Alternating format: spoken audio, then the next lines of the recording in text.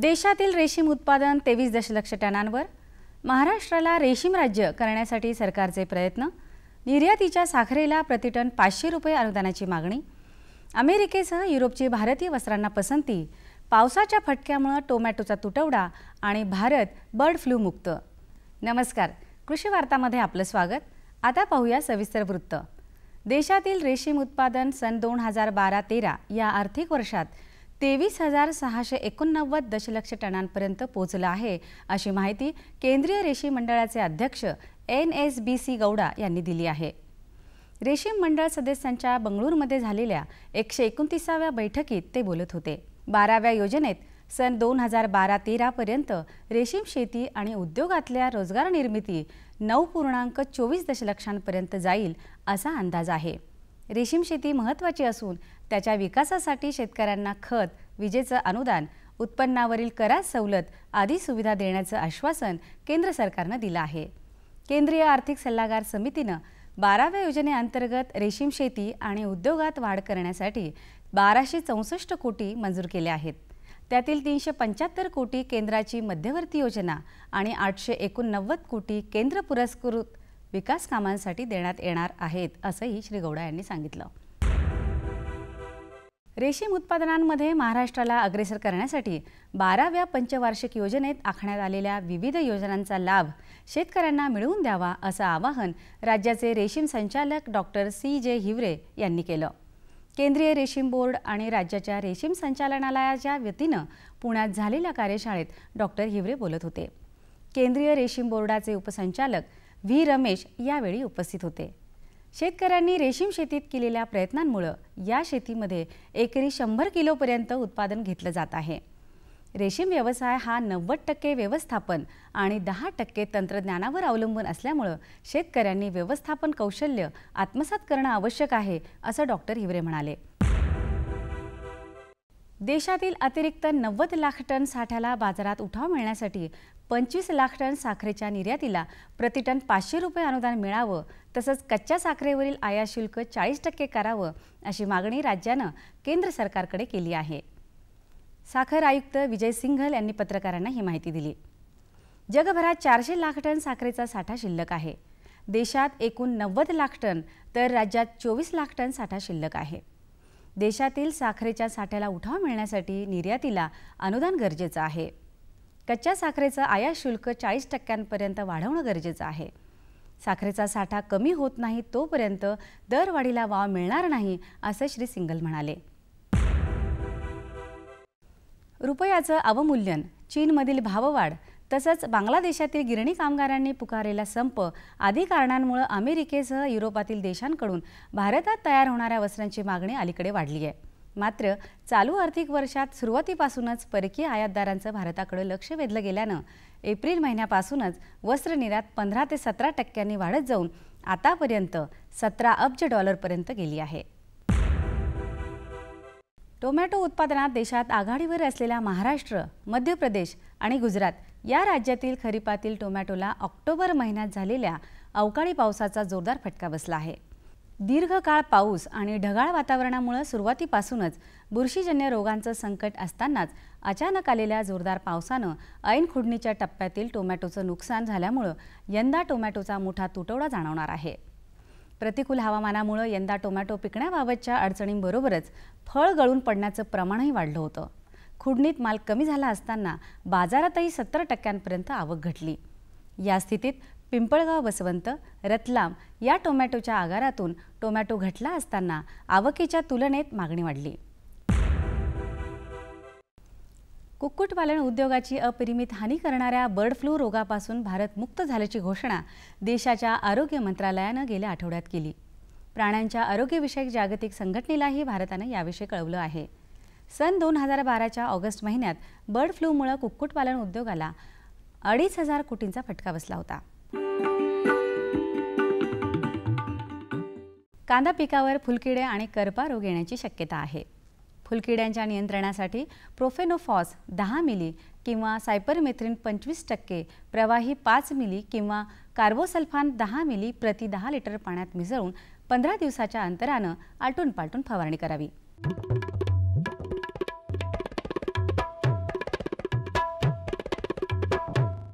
आता पाहूया पुणे कृषी उत्पन्न बाजार समितीचे काही बाजारभाव प्रति क्विंटलचे असे आहेत. बाजरी कमाल रुपये 2500, किमान रुपये 2200. गहू कमाल रुपये 2000, किमान रुपये 1900. ज्वारी कमाल रुपये 3000, किमान रुपये 2800. तांदूळ कमाल रुपये 4000, किमान रुपये 2500. उडीद कमाल रुपये 5800, किमान रुपये 5200. गूळ कमाल रुपये 2900, किमान रुपये 2875. बटाटा कमाल रुपये 2400, किमान रुपये 1600. बीटरूट कमाल रुपये 1600, किमान रुपये 700. हळद कमाल रुपये 4000 आणि किमान रुपये 3000. कृषी बाजारभाव विषयक अधिक माहितीसाठी www.agmarknet.nic.in किंवा www.msmb.com ह्या संकेतस्थळाला भेट द्या.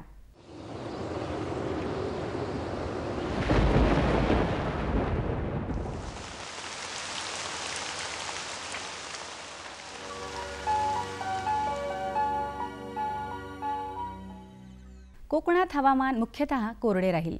राज्यात इतरत्र हवामान कोरडे राहील.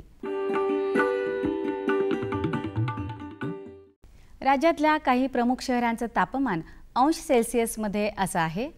मुंबई कमाल 33 अंश सेल्सिअस, किमान 23 अंश सेल्सिअस. पुणे कमाल 30, किमान 16. नागपूर कमाल 30, किमान 14. नाशिक कमाल 31, किमान 16. औरंगाबाद कमाल 30, किमान 16. कोल्हापूर कमाल 31, किमान 18. सांगली कमाल 30, किमान 19. सातारा कमाल 30, किमान 16 आणि सोलापूर कमाल 30 अंश सेल्सिअस आणि किमान 19 अंश सेल्सिअस राहण्याची शक्यता आहे. हवामान विषयक अधिक माहितीसाठी भारतीय हवामान विभागाच्या www.imd.gov.in ह्या संकेतस्थळाला भेट द्या. या होत्या आजच्या कृषी वार्ता. पुन्हा भेटूया पुढील भागात. तोपर्यंत नमस्कार.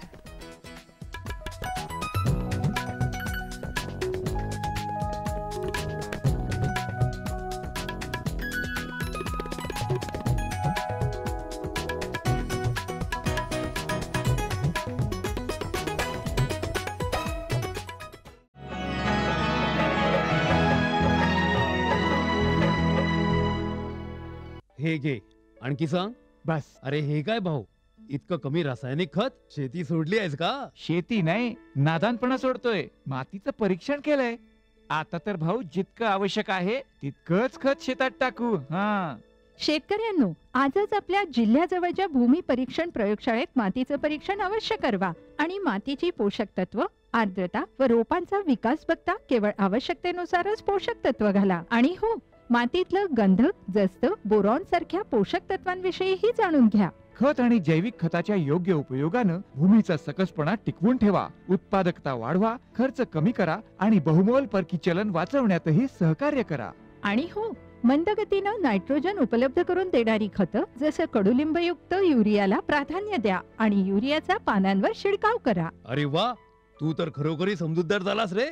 आणखी माहितीसाठी संपर्क करा जिल्हा कृषी अधिकारी किंवा शेतकरी कॉल सेंटर. आई, मला खायला दे ना. धीर धर बाळू, अजून डाळ शिजली नाही. चिंता करू नको बाळूची आई, यंदाच्या बारीला डाळ चांगली शिजल. म्हणजे व NFSM द्वारे डाळीचं उत्पादन वाढवण्याची पद्धत करण्यासाठी 1000 भागांची निवड करण्यात आली आणि त्यामध्ये आपल्या भागाचा बी समावेश आहे.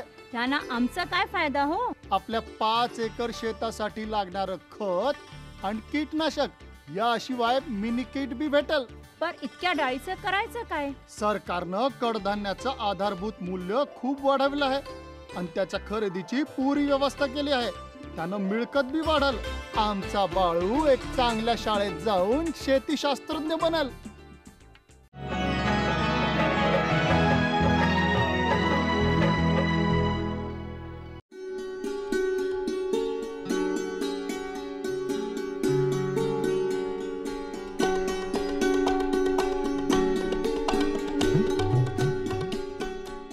डाळ म्हटलं की आपल्या डोळ्यासमोर येते ती म्हणजे हरभरा, तूर, मूग आणि उडीद डाळ. पण यापैकी तूर डाळ चटकन लक्षात येते. याचं कारण म्हणजे तुरीच्या डाळीचा भाजीत किंवा वरणात केला जाणारा वापर. तूर डाळ ही पटकन आणि स्वस्त दरात उपलब्ध होते, कारण तुरीचं प्रचंड प्रमाणात घेतलं जाणारं उत्पादन. स्वादिष्ट आणि चविष्ट असणाऱ्या तुरीची लागवडीपासून ते उत्पादनापर्यंत काय प्रक्रिया आहे याचं संशोधन महात्मा फुले कृषी विद्यापीठाअंतर्गत विभागीय कृषी संशोधन केंद्र सोलापूर यांच्याकडून केलं जात आहे. तूर हे पीक महाराष्ट्राच्या विविध भागामध्ये घेतले जाते. उदाहरणार्थ मराठवाडा, विदर्भ आणि तसेच इकडचा बुलढाणा वगैरे जो भाग आहे, या भागामध्ये तुरीचे पीक मोठ्या प्रमाणात आहे. तुरीचे पीक चांगले यावे यासाठी शेतकरी सदैव प्रयत्न करीत असतो, परंतु काही कारणामुळे शेतकऱ्यांचे उत्पादन आणि उत्पादकता ही फारच कमी आहे. महाराष्ट्रामधील एकूण तुरीचे जे क्षेत्र आहे साधारणपणे 14 लाख हेक्टर इतके आहे. तसेच त्या पिकाची एकूण उत्पादन आहे ते साधारणतः 9 लाख टन प्रतिवर्ष इतके आहे आणि उत्पादकता या पिकाची फक्त 700 ते 800 किलो प्रति हेक्टर इतकी कमी आहे. ही उत्पादकता कमी असण्याचे महत्त्वाचे कारण म्हणजे शेतकरी बांधव जी कामे करतात ती त्यांना करावीच लागतात, परंतु ती वेळ सोडून केली जातात. म्हणजे मला म्हणायचं एवढंच आहे की शेतकऱ्यांनी जी कामं करायला हवी ती वेळेप्रमाणे करायला पाहिजेत.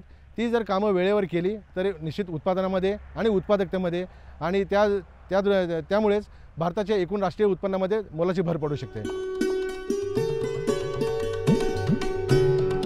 तुरीच्या पिकासाठी मध्यम, भारी आणि पाण्याचा निचरा होणारी जमीन निवडावी लागते, तर हवामान लागवडीच्या वेळी ओलसर आणि वाढीच्या दरम्यान कोरडं असावं लागतं. शेतकऱ्यांनी जमिनीची निवड करताना तुरीसाठी जी जमीन आहे ती मध्यम ती भारी जमीन लागते तुरीच्या लागवडीसाठी. त्याचप्रमाणे जमिनीचा सामू आहे तो 6.5 ते 7.5च्या दरम्यान असावा. जमीन त्याच्यामध्ये ऑर्गॅनिक कार्बन याचे प्रमाण व्यवस्थित पाहिजे. जमीन पाण्याचा उत्तम निचरा होणारी असावी. पाण्याचा उत्तम निचरा होणारी जमीन जर निवडली तर भविष्यात येणाऱ्या मर किंवा वांज या रोगापासून त्याला मुक्त होता येते. दुसरा महत्त्वाचा मुद्दा म्हणजे तूर पिकाला लागणारे हवामान. तूर या पिकासाठी 21 ते 25 डिग्री सेल्सिअस इतके तापमान हवे आहे. मग अशा कुठल्याही जिथे तापमान हे खरीप हंगामामध्ये राहते तिथं तूर हे पीक चांगले येऊ शकते. तुरीची लागवड करण्याअगोदर जमीन नांगरून भुसभुशीत करून जमिनीतील अन्नद्रव्य मुक्त करून घ्यावे लागतात. नंतर योग्य अशा वाणांची निवड करून बियाणांची लागवड योग्य अंतरावर करणं आवश्यक असतं. रबी हंगामाची पिके निघाल्यानंतर शेतकऱ्यांनी एक खोल नांगरट करणं गरजेचं आहे आणि ती जमीन तसंच खरीप हंगामापर्यंत तापू देणं गरजेचं आहे. याच्यामुळे होतं काय की जमीन एकदम वाळल्यामुळे जमिनीमधील आळ्या, किडी, कोश नाहीसे होतात, गवताचा नायनाट होतो आणि जमीन चांगली भुसभुशीत होते. जमीन भुसभुशीत झाल्यामुळे अन्नद्रव्यांचे प्रमाण जे आहे अन्नद्रव्य मुक्त होतात आणि पिकाला उपलब्ध होण्याचे प्रमाण वाढते. खरीप हंगामामध्ये जमीन किती कालावधीसाठी व्यस्त ठेवायची आहे याच्यावरून शेतकऱ्यांनी वाणांची निवड करावी. कारण वाणांचा तुरीचा कालावधी हा वाणाप्रमाणे बदलत जातो. ICPL 87 हा जो वाण आहे ह्याला 120 दिवस लागतात आणि विपुला, फुले, राजेश्वरी यासारख्या ज्या जाती आहेत त्यांना 145 ते 160 दिवस लागतात. कालावधी जास्त लागतो हे जरी खरे असले तरी या वाणांची उत्पादकता इतर वाणांपेक्षा निश्चितच जास्त आहे. उदाहरणार्थ विपुलाचा जर का विचार करायचा म्हटलं, महात्मा फुले कृषी विद्यापीठाने प्रसारित केलेली ही जात खरीपासाठी अतिशय योग्य असून या वाणांची जर का व्यवस्थित काळजी घेतली गेली सुरुवातीपासून तर 24 ते 26 क्विंटल इतके भरघोस उत्पादन शेतकऱ्यांना मिळू शकते. पुढचा मुद्दा आहे ते त्याची लावण कशी करायची. तर पेरणीचे जे अंतर आहे ते शेतकऱ्यांनी 60 बाय 20 इतके त्यासाठी मेंटेन केले पाहिजे. कारण अगोदर जी लावण होत होती ती 45 बाय 10 सेंटीमीटरवर लागवड होत होती, परंतु त्याच्यामध्ये तुरीला वाढीला वाव मिळत नसल्यामुळे आता नवीन अंतराचे संशोधन जे झालेलं आहे त्याच्यामध्ये हे आढळून आलेलं आहे की 90 सेंटीमीटर बाय 20 सेंटीमीटरवर जर लागवड केली तर ती शेतकऱ्यांना निश्चित फायदेशीर ठरू शकते. तुरीसाठी बीज प्रक्रिया करताना जे आपण बियाणं घेतलेलं आहे आता व्हरायटीनुसार प्रत्येक बियाणाची मात्रा बदलते. ICPL 87साठी 18 ते 20 किलो बियाणं लागते. विपुला किंवा राजेश्वरी या ज्या थोड्या जास्त अंतराच्या व्हरायटीज जाती आहेत त्याच्यासाठी साधारणतः 12 ते 15 किलो बियाणं लागते. या बियाणाला पुरेल इतके रायझोबियम, थायरम, ट्रायकोडर्मा या कीडनाशक आणि नत्र जीवाणू स्थिरीकरण करणाऱ्या जीवाणूंची प्रक्रिया करणं गरजेचं आहे। याच्यामुळे तुरीला लागणाऱ्या नत्राची बचत तर होतेच आणि तुरीला दीर्घकाळपर्यंत नत्राचा पुरवठा होऊ शकतो। तसेच ट्रायकोडर्माच्या बीज प्रक्रियेमुळे तुरीवरती ज्या मर रोगाचे प्रादुर्भाव होण्याची शक्यता आहे ते पूर्णपणे टाळले जाऊ शकते। महात्मा फुले कृषी विद्यापीठाच्या संशोधनानुसार तूर या पिकासाठी नत्र, स्फुरद आणि पालाश अन्नद्रव्य वाढीसाठी देणं गरजेचं आहे, ज्यामुळे 15 ते 20% उत्पादनात वाढ होते। ऑक्टोबर मध्ये पाऊस कमी झाल्यानंतर जमिनीतील ओलावा सुद्धा हा कमी होतो आणि त्यामुळे उपलब्ध अन्नद्रव्यांच्या वापरावर अनिष्ट परिणाम होतो आणि ती गरज भागविण्यासाठी आपल्याला विद्राव्य खतातून ह्या पिकांच्या वाढीच्या अवस्थेनुसार विद्राव्य खतातून आपल्याला अन्नद्रव्याची गरज भागविणे गरजेचे पडते।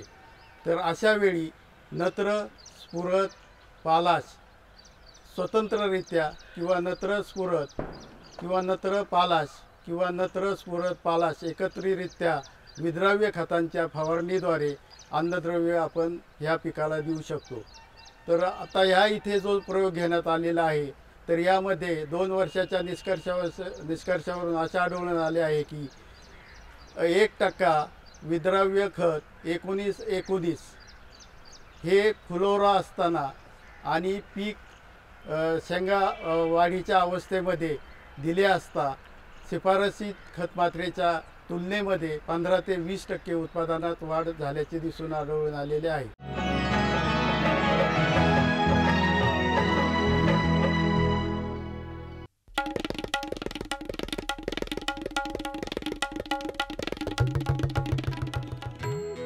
मामी, मी शाळेला जाते बरं। शाळेला?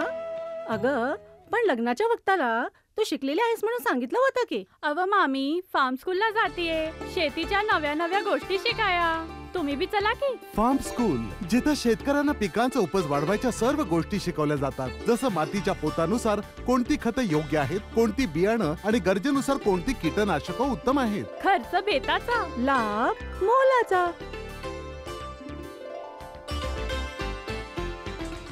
सुगंधाच्या दरवळीमध्ये, स्वादाच्या बहारीमध्ये, प्रगतीच्या डहाळ्यांमध्ये, पसरणाऱ्या हास्यांमध्ये, हिरव्यागार झाडांमध्ये, मोठ्या मोठ्या सौद्यांमध्ये, गोड मधुर गुंजनामध्ये, आनंदाच्या चाहुलीमध्ये। NHM बागवानी मिशन, आमची आकांक्षा आपलं स्मितहास्य।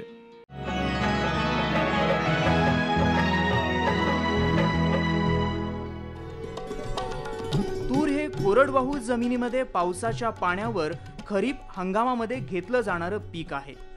याला पाणी देण्याची आवश्यकता नसते, परंतु पाऊस बंद झाल्यानंतर फुलं आणि शेंगा लागण्याच्या वेळी आवश्यकतेनुसार पाणी दिल्यास भरघोस उत्पादन मिळते। तुरीचे पीक हे खरीप हंगामात घेत असल्यामुळे या पिकास सहसा पाणी द्यायची गरज लागत नाही।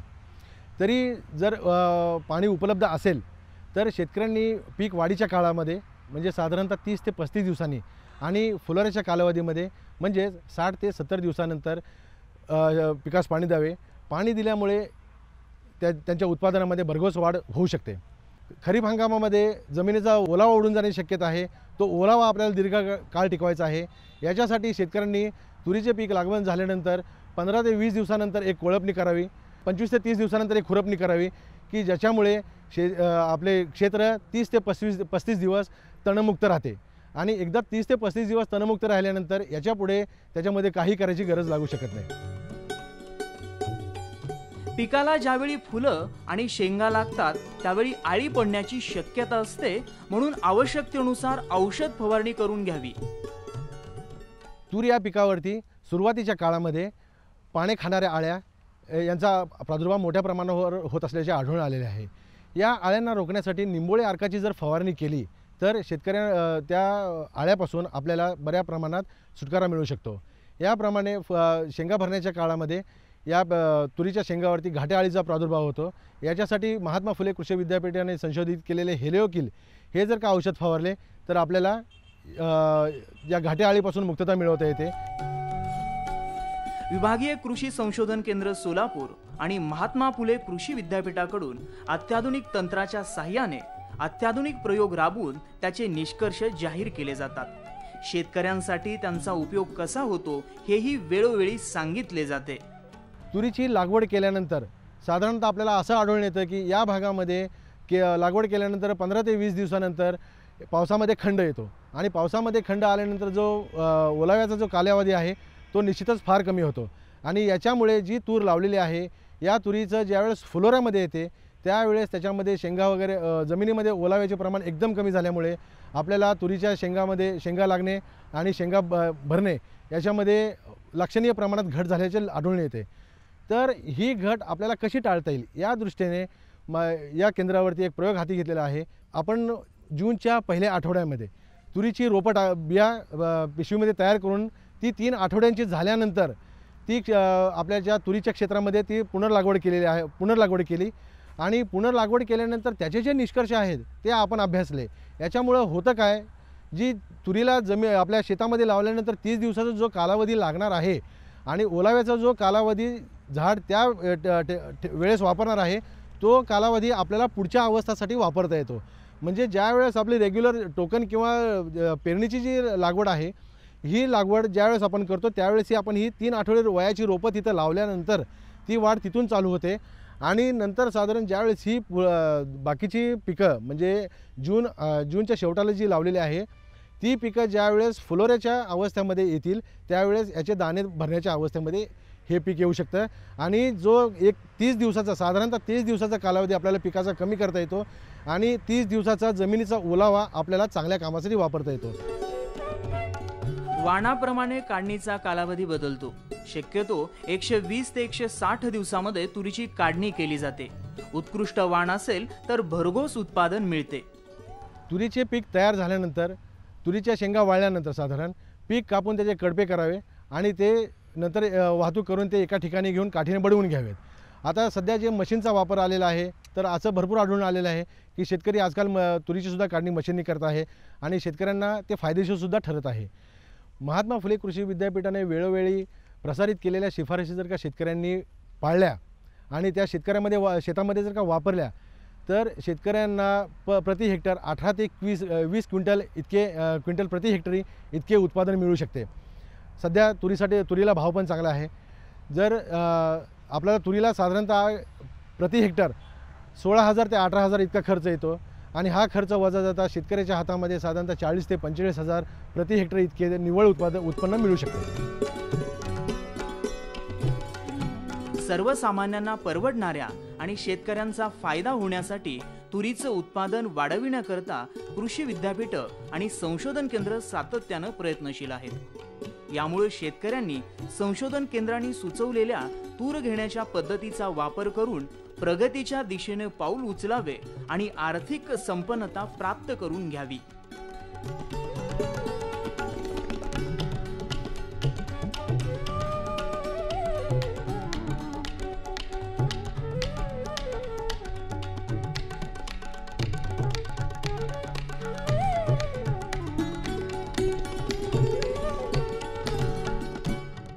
आमचा पत्ता निर्माता कृषी दर्शन दूरदर्शन केंद्र पुणे. आमचे ईमेल आयडी असे आहे ddkpuneKrishi@hotmail.com आणि ddkpuneKrishi@rediffmail.com.